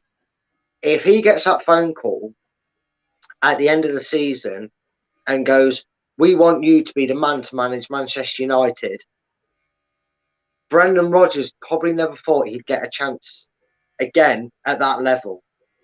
Like you said, his name even at Celtic, with all he won, wasn't even murmured around jobs in the English leagues again until Rangers were back in the Scottish Premiership and they were still blowing them out of the water. I would be hard pressed to find a manager out there in the world that's gone through something similar like Brendan, gets himself in a position like he's in now with a club like Leicester or even Leicester. You could be talking about Brendan's replacement doing exactly the same, being the same kind of calibre, and getting that phone call. It's Manchester United. If you want to go exactly like Maisey keeps stressing, it's managing Ronaldo. If it goes wrong, I can put my feet up because Leicester are paying me a healthy wage. I'm love for my wages. We heard the reason that Spurs backed out of doing anything because it was going to cost them 85 million. It's going to cost them 5 million more than it was for the Maguire deal. You know, we that put them off trying to get him, because of how much it was going to cost them. Brendan Rodgers might go, you know what? I'm going to take one last stab at the dart. If Manchester United, if my phone rings and I'm asked, do I want the job? And he puts that phone down and says, I'll give you an answer at the end of the week. Let me just have a word with my family and whatnot and take your offer on board. And he sits there with a whiskey in hand, probably at 12 o'clock at night, tossing and turning, can't decide. And he goes, what am I doing? Yes, Manchester United aren't, winning things like they used to be, but it's still Manchester United. And if I can be the one that turns that around, I will be ever remembered as the first successful manager since Alex Ferguson. Do I take that gamble? Yeah. On getting it? But does he? That's what he's going to think. Do I take that gamble? Well, because if this is it what I'm pays saying. off, Yes. and he will take the Premier League title, he's the most successful manager post Fergie. He's the start of that trend, and Brendan's got to decide that. I don't think he's going until the end of the season minimum. I don't think he's going to do that sort of thing. I don't think he'd do that to the owners. I just can't see it. Because our owners, to be honest with you, players as well, they don't stand in players' way when they want to move. They just do it on their terms and they come to an agreement. If that's the case, and that's why they're not speaking about it, we'll find out, won't we? We'll either find out in a couple of weeks or we'll find out at the end of the season where Brentford's going to be. I think the problem is that after the Newcastle rumours, he had a press conference. These rumours came out after the Leeds game, and there isn't a press conference now because of the international break. Luca says Ollie is doing a fantastic job. He's up there with Arteta, isn't he, Luca? Are you happy with Arteta yet? You kind of changed your mind with the win there. So do you know why I actually think Arteta is actually doing a half decent job at Arsenal? He doesn't have European. He doesn't even have European football. He's literally playing once a week, so he can afford to play his best team every single week. Do you get what I mean? And it worked for Leicester in 15-16. We came through with no extra games and getting knocked out the cups early helped. If they was back into Europa League, do you think if they was in Europa League this season, do you think they will be where they were? Because I don't think so. Not at all. I don't believe it. I think we're just very quick. I just think Arteta will come good for them. I just think that they are like, and again, no disrespect, Maisey, but they're like most fans of the so-called we call them the ESL6. They want success yesterday. And we're becoming that way a little bit. I find myself sometimes, we said earlier, didn't we, Brad? Why aren't we winning these games?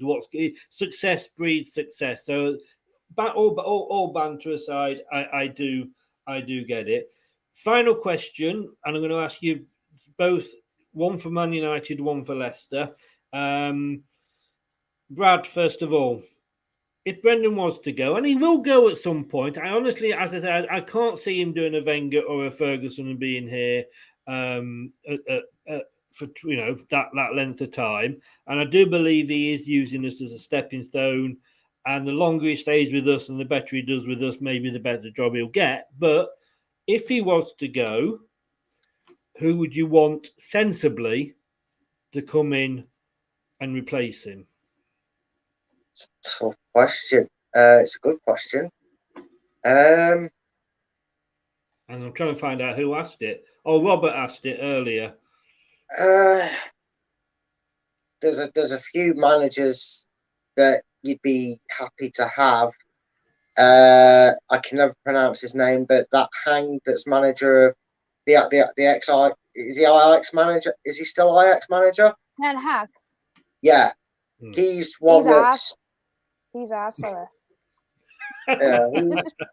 Is he now? Break it up now. Break it up. He's one that I'd like to bring in because of his European experience, because you know he does seem to have that mentor at Ajax of the same sort of thing with Leicester. He's very brought in from inside the club more than outside of it. If I was to go for a manager that might end up wanting to jump ship because of fans' approach towards him, I wouldn't be too far against a Rafa Benitez, as silly as that sounds. No. Or, yeah, that'd be my two options. I would happily take Rafa Benitez, to be honest with you. Yeah. Maisey, same question to you. We know you don't want Rodgers because he's an ex-Liverpool manager. I know, you know, the Glaziers do have this, you know, loving for ex-players. It's got to be Steve Bruce for you, hasn't it? Who doesn't want Steve Bruce? I know. Who doesn't want a bit of Steve Bruce? Sounds like a Everyone porn wants movie. a bit of Steve Bruce, don't they? I forgot about him. I want to change the answer now. He could. No, I'm not going to go with what we said at the start of the show. No, moving on. No, that's not going there. presumably not Steve Bruce.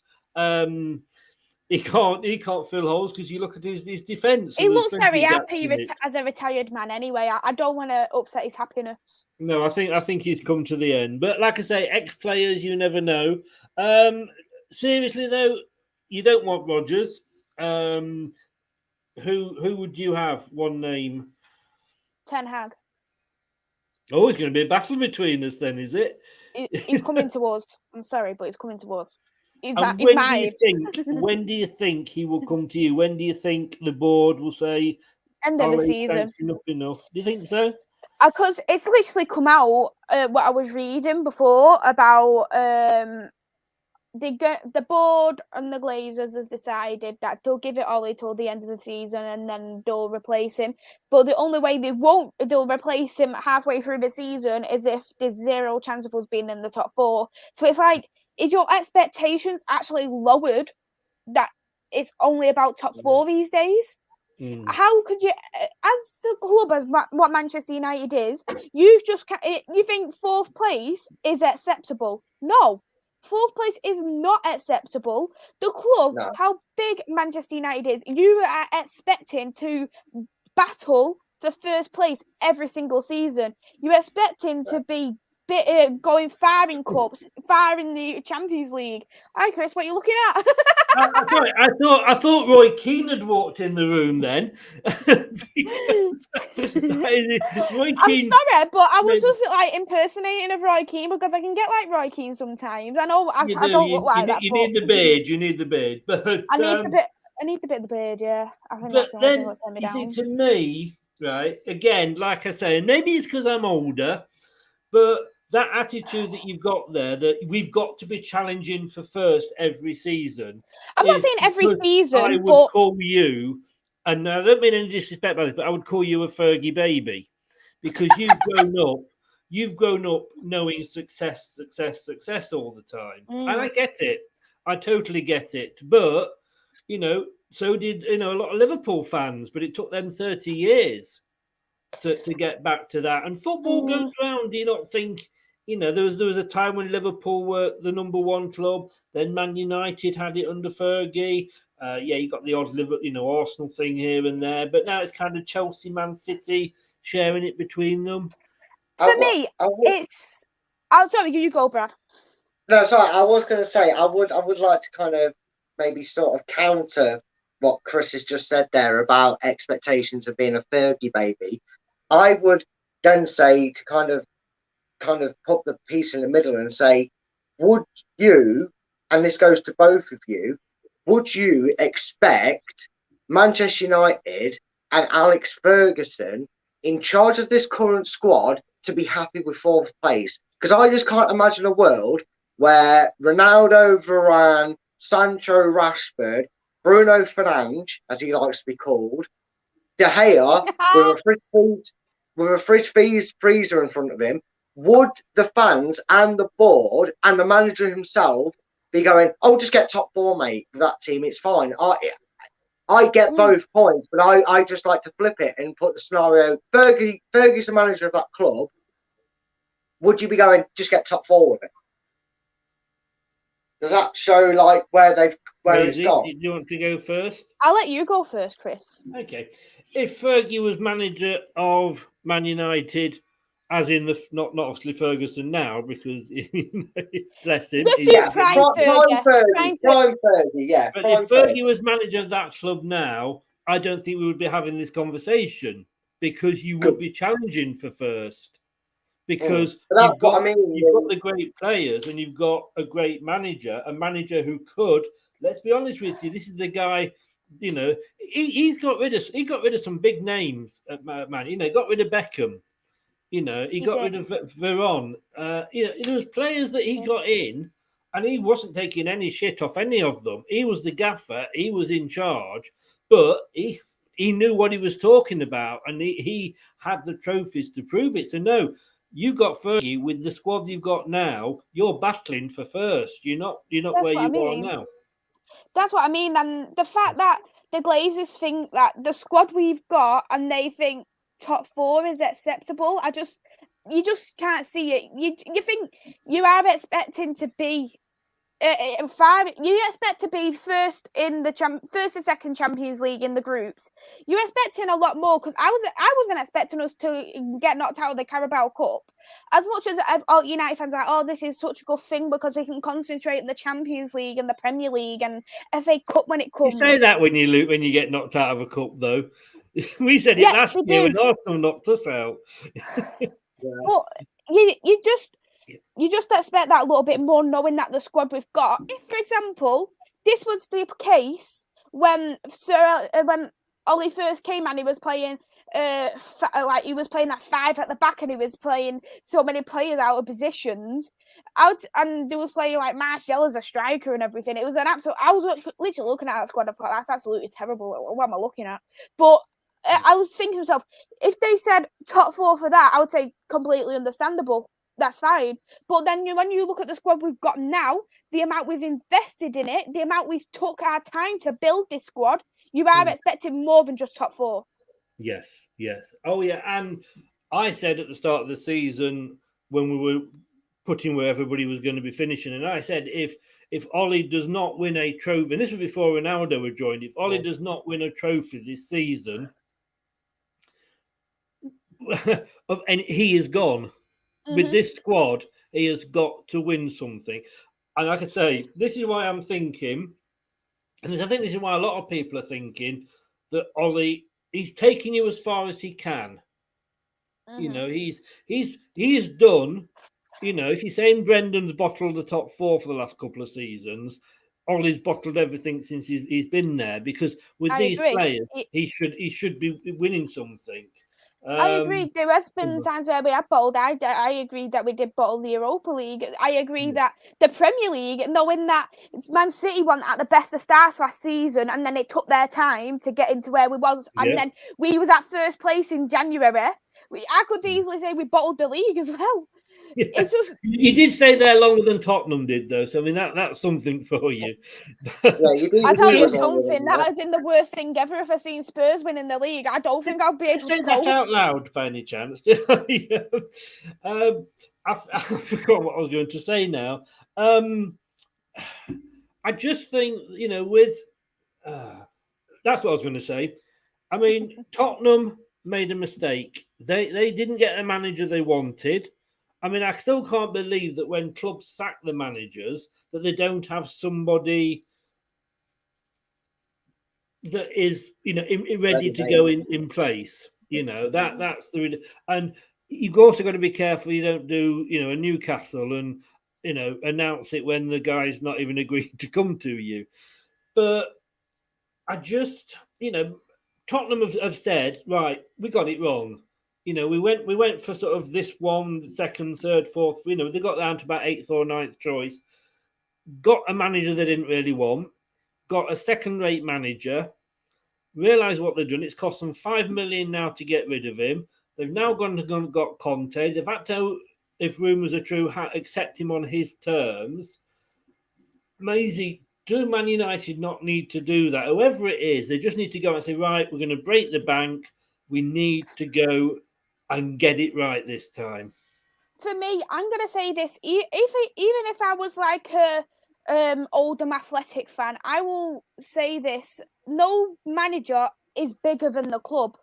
You cannot say, right, I'm going to go all out, I'm going to do it on this manager's terms or whatever. You need a manager who actually wants to be at the club. Because I was saying, I wouldn't mind having Zidane at Man United because the way Zidane plays, he's a bit hot-headed, and I think that could work with the egos at Man United.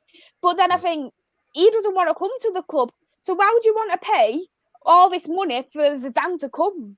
You don't want a manager who thinks, oh, I'm bigger than this club, I'll get everything all sorted. No, you don't do that. And no matter what club you support, you do not ever want a manager who thinks they're bigger than the club. Yeah. Reese here. Good evening, Reese. It's been a while. How are you? Hey, Reese. He said, and I get this, all due respect, to Brendan, and we said this earlier, and you're late, Reese. I hope you brought a note from your mother. You're late. Had you been in here earlier, you'd have seen Maisey and us discussing gaps in the road. But you would also know that, in fact, we said, is Brendan big enough for the Man United job? That is one of the things we said. We don't think he is, although the fact that he was at Liverpool, that's put Maisey off. Liverpool who? Stop swearing at her. If he was to come, last question here, if he was to come, would you want him to bring any Leicester players, Maisey? Yeah, you can bring in Tielemans, you can bring in Daka, you can bring in Jamie Vardy, you can bring in Johnny Evans, you can bring in Vestergaard, you can basically bring in everyone, you can bring anyone you want, right, apart from Perez, because I think Perez is a diehard Leicester fan. So basically... Oh, and I don't want Soyuncu either. Don't want Soyuncu either. Yeah, but you're saying basically that you want the Leicester team, really. No, I don't want the Leicester team. I don't want the Leicester team. There's certain. I was only joking about all of them, but there were certain ones who I wouldn't mind having. No, like I think if it was a Man United Leicester joint 11, Brad, how many Man United players would get in there? All of them. Really? Varane, Ronaldo. Yeah, 2. Rashford. No, as a story. Who? If you're doing the bench as well, Cavani gets on there. I'd love to see that impact off the bench, but you're struggling. Yeah. So you've probably got 2 at the most, 3 if you're including the bench. I mean, this kind of, I can't believe that we're not saying about Man United that we would take all their players basically with the squad that you've got, Maisey. And did I really read this fact that when you played Man City, that De Gea had more shots to save from your own players than he did for Manchester City strikers? No, that's a lie. Right.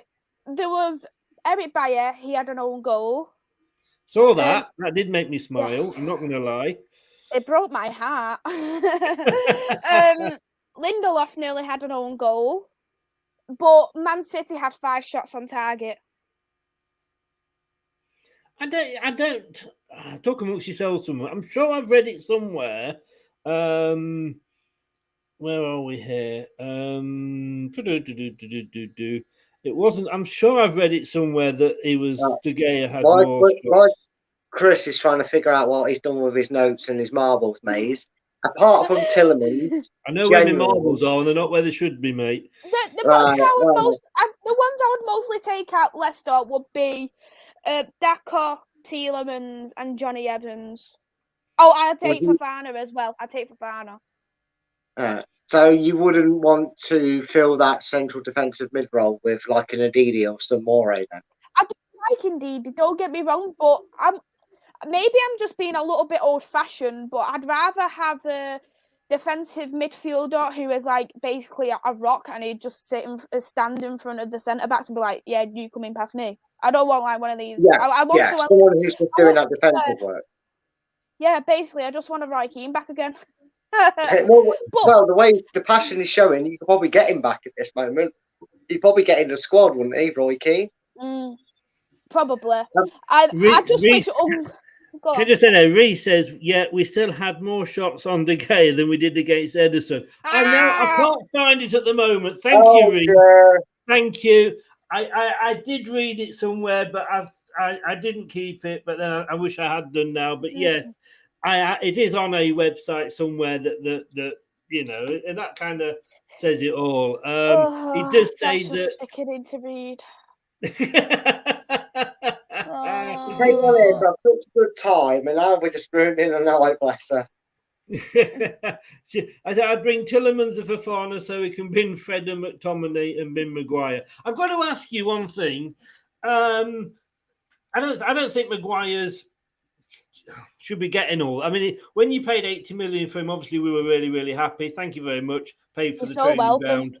You know, don't care. You know, it's non-refundable. You should have. I'm so happy that you actually got a bit more facilities in your club. That's just made me happy that 80 million is worthwhile for you. He struggled to settle in. He's England captain. He's your captain now. No, he's not England captain, obviously, if Kane's playing. But you know, I think he'll come good. He's just going through a bad time. What is the crack? Because I'd take this guy tomorrow. What is the crack with Van den Beek? I don't know what the crack is, if you want me to be honest. There's always several things that run through my mind in terms of Donny. I do think Donny is an amazing player, and the fact that he was a Ballon d'Or shortlister before coming to Man United, and now he's called Donny van the Bench. But that's his nickname. He's not been the same since he split up with his brothers. No, he hasn't been the same at all. No, Donny Osman. I do look and think, is there something? We're all weak. Is there something what's away from public eye? What is going on? Is it that he's not training hard enough compared to people who are starting in the starting 11? Is there actually issues between Ollie and Donny? Is there at the fact that maybe there's Donny's style of play doesn't suit Manchester United in general, or it doesn't suit the Premier League? They're just questions what always go through my mind, and without Donny playing that much, it is hard to tell if it is that he's not suited to the league, or is it that the fact that there is that issue that he's not training hard enough, or he's just got that personal issues with Ollie. A lot of people do say that Ollie is favoritising, and they're saying Ollie doesn't play his signings. But I'd like to clarify, he does play signings. He plays Varane. He plays Ronaldo. He plays Cavani. You can't say he doesn't play his signings. He do, and he's dropped Ronaldo before now, hasn't he? He dropped Ronaldo for Cavani, and it's a very competitive role, that striker role, because you've got two of the best strikers in the world when you do look at that based on like what they've done in the past, how amazing the pair of them are, and they have a combined age of 70, and they're still bloody amazing. You've got Ronaldo, who is the GOAT, and you've got Cavani, who's like a little hungry wolf, and I call him beautiful, beautiful man, because he's my beautiful, beautiful man, right? Sorry, Brad, you were in with a chance at one point, but it appears you've blown it. Yeah, I'm probably third or fourth down the pecking order, so I'll wait my turn. I'm all right. Hey, you're third or fourth, not unlike Man United, because they're not third or fourth, are they? But guys, we're nearly doing a show as long as Richie's here, so it's and I've got a hole to fill as we were discussing earlier. You know, in my garden. You see, you're being rude again, aren't you? It's in my garden. I'm digging. I'm putting some plants out. So what plants? What plants are they? Making some carrots. There's what? Sorry. Carrots. You're having some carrots. Planet carrots. They're vegetables, really, aren't they? Yeah, they can still be a plant until they're obviously a carrot. Still a plant. Oh God. I think it's got late, Chris. I think it's got a bit late. It's all going giddy This over now here. should be called the Late Late Show with Chris. Yeah, sit now.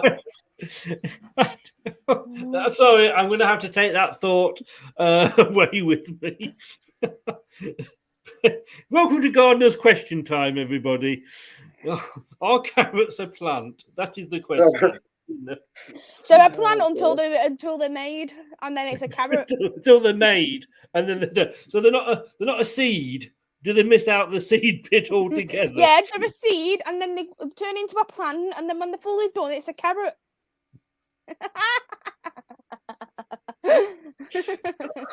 I'm just not arguing with the logic, Chris. You're on your own in this one, mate. Oh, no, thank you, mate. I need you to, because I haven't got an answer to this.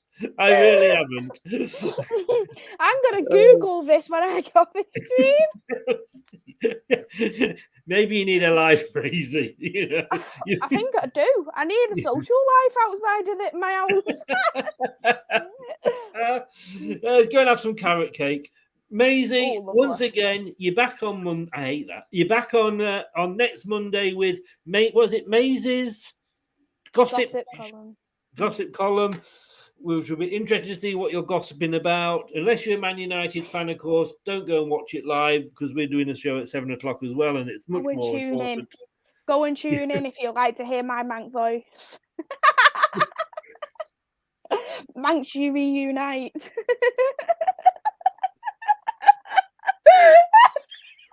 It's now become the Maisey takeover show. She's self-advertising now.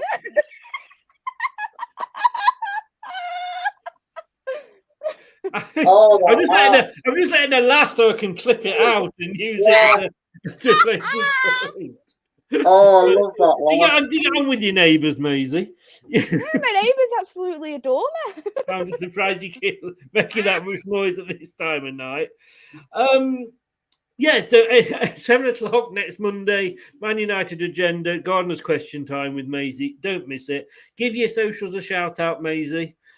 You can find me on YouTube. My YouTube is Devils United. I'll be doing a stream on there tomorrow. And you can also find me on Twitter. Please don't make the same mistake as Chris in terms of my Twitter. It is at 2_ MUFC Maze. Where Chrissy forgot my underscore when he went to try and find my Twitter once. So, yeah. How could I ever forget your underscore, Maisey?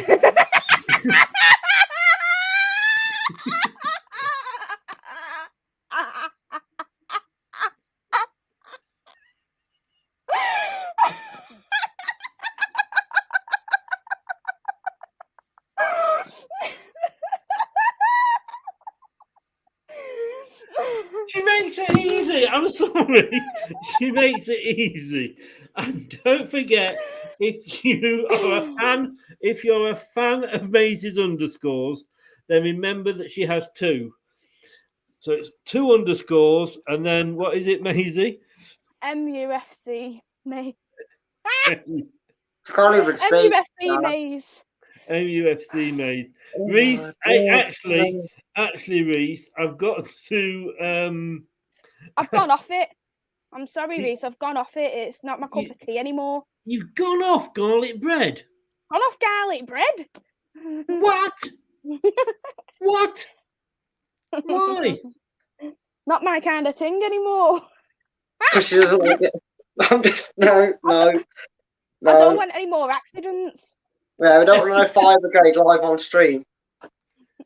You know what they say? There's a saying, and it's late, so I can say this, that your milk brings the boys to the playground. Well, with Maisey, it's your garlic bread brings the fireman to the door. I'm sure the firemen probably recognise me by now. I'm sure. Garlic bread? Garlic? Bread? Maisey, thank you so much. Thanks for having me, Chris. My eyes are watering now, and it's been a great stream having you on. Cheers, Maisey. It's an absolute pleasure to stream with my two favourite Leicester fans, and Chris, you're my favourite one. Oh, there we go. There's the dig. I've been waiting for you to bully me all night, and there it is. There it is. She forgets I muted her earlier. and I'm being nice to Chris. Yeah. Oh, that's a good You're Terry. nice to me, though, are you? Yeah. Terry has just mentioned, I did do a poll earlier, and she was very grateful. Just have a look and just see if I can get this up on here, because it doesn't show on StreamYard when you put a poll on YouTube.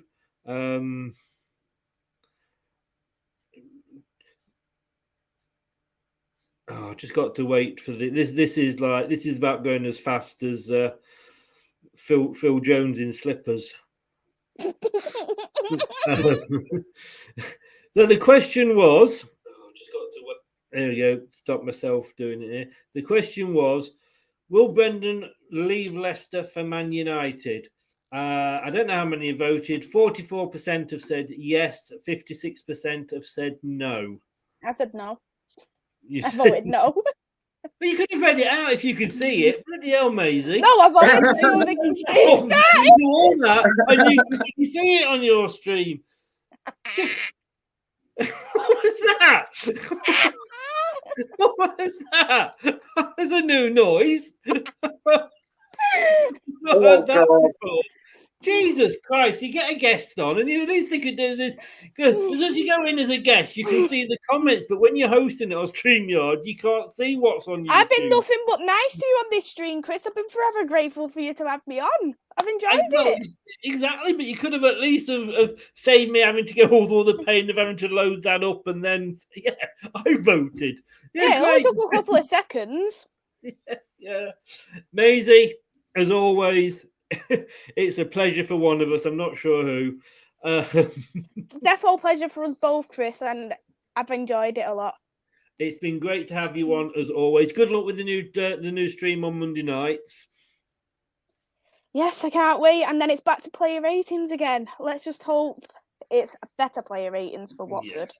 Yeah. A great. We'll warm them up for us because we've got them the week after you. And but I'm sure we'll enjoy Albania and San Marino this weekend. Yeah, great. I'm really looking forward to watching paint dry. You're only upset because it's not North Macedonia. Yeah, I'd like us to win the game. You know, just cheer me up a bit after their dismal Euro performance. You noticed he said we then? Oh my God, what am I hearing here? And not what am I hearing? What am I hearing? But anyway, I don't know. Like I say, we're going up to the 2-hour mark. I'm growing a beard. I love your beard, Chris. I love your top. Thank you. I'm waiting for the punchline. Is this a carrot stream show? Oh. Yes, Luca. If you've got to know your carrots to come on here. If you don't know, you gotta be absolutely carrots to be on. That is true. Very true. That is true. Maisey, all the best. Take care, and no doubt we will speak again soon. Oh, sure we will. Bye-bye. Yeah. Bye. Thanks very much. Brad, are you off to have your carrots? I'm off to do something. I'm going to fix the washing machine. That's why I had to dash off earlier. That's broke on me, so. That's okay. No, I said you'd gone off for a fart, so don't worry. Sloppy seconds tonight, but thank you so much for doing both of them. And literally, you are back tomorrow. I know, like you can't get rid of me. And Wednesday, and it's the big one tomorrow.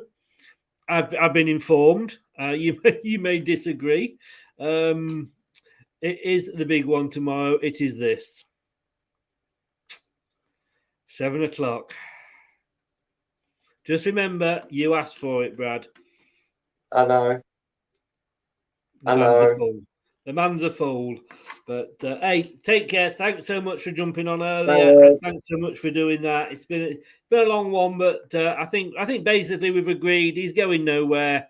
They don't want him. We don't want to let him go. And it was all, I think, that bookmaker just trying to get a bit of self-publicity. Yeah. We hope so anyway, Chris, don't we? We hope so. Let's just see what happens. Hopefully in 3 days we're not coming on here discussing who's going to be the new Leicester manager, but I can't see it myself either. Yeah. So bring back Puel, that's what I say. Oh, no, go, just go. On that point, take care, Brad, and I'll speak to you soon. I'll see you tomorrow at 7 o'clock. Yeah, I'll see you tomorrow, mate. Cheers, mate. Thanks a lot. Thanks to Brad there. Been great tonight. He jumped on earlier and helped me out when I was playing by myself, as they say, flying solo because the Leeds fan didn't turn up. So thanks to Brad for doing that. Thanks for Brad for coming on now and doing that. Great show. Thanks to Maisey, as always. Go and check her out. Her link is in the description below. Yes, classic. Thank you, Reese. It said paint drying as though England are playing. That's a shame. Best Buy drink. Could be worse. Could be Scotland. But thanks very much. It's always a laugh with Maisey. It's great to have her on. Thanks to Brad. Back tomorrow, twice tomorrow, seconds again tomorrow. Reese, you would be welcome on anytime. We've got a new quiz coming up, Reese. Watch the race tomorrow at 7 o'clock between the Quizmaster and Brad and see what you think. And if you want to come on and throw the challenge down, if you think you can beat the Quizmaster, come and have a go if you think you're good enough.